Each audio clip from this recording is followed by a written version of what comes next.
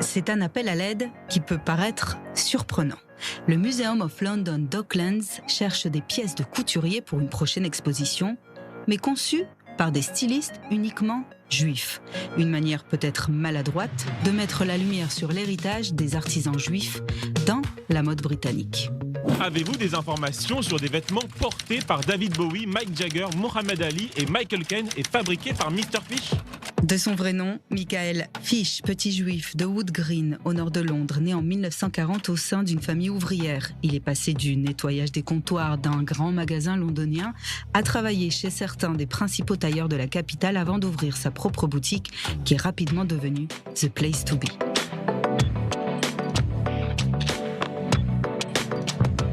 Il a habillé Sean Connery, la princesse Margaret, Jimi Hendrix. C'est aussi lui qui a confectionné le célèbre peignoir de boxe de Mohamed Ali au Rumble in the Jungle, un combat de boxe qu'il a opposé à George Foreman au Congo en 1974.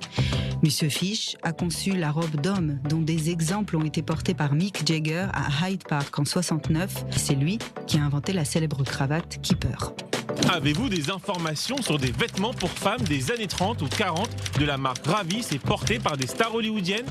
Raymond et Dora Ravis, justement deux sœurs juives nées en Afrique du Sud qui, après avoir émigré à Londres, à elles deux, elles sont devenues l'une des premières costumières de premier plan de l'industrie cinématographique britannique.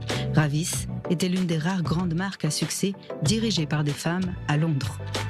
Avez-vous des informations sur des chapeaux portés par Greta Garbo, Wallis Simpson et fabriqués par Otto Lucas ? Otto Lucas, un juif d'origine allemande dont la marque éponyme Bond Street a connu un énorme succès mondial dans les années d'après-guerre et dont les clients comprenaient Greta Garbo ou encore Wallis Simpson. Modiste de renommée internationale, des années 30 au début des années 70, son nom était synonyme de couvre-chef de luxe.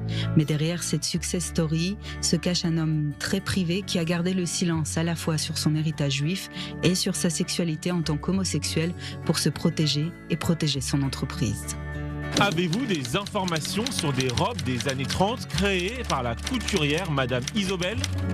De son vrai nom, Isobel Spevak Harris, surnommée la plus grande créatrice de vêtements de Londres dans les années 30, mais ses créations, malheureusement, restent désormais presque introuvables. Madame Isobel a travaillé pour la haute société anglaise dans l'entre-deux-guerres et a beaucoup voyagé pour promouvoir la culture britannique et faire de Londres une destination de mode au-delà de Paris. Tous ces hommes et femmes juifs du milieu de la mode londonien partagent plus ou moins la même histoire. Leurs familles ont fui les pays de l'Est après les persécutions pour leur terre promise, la capitale britannique.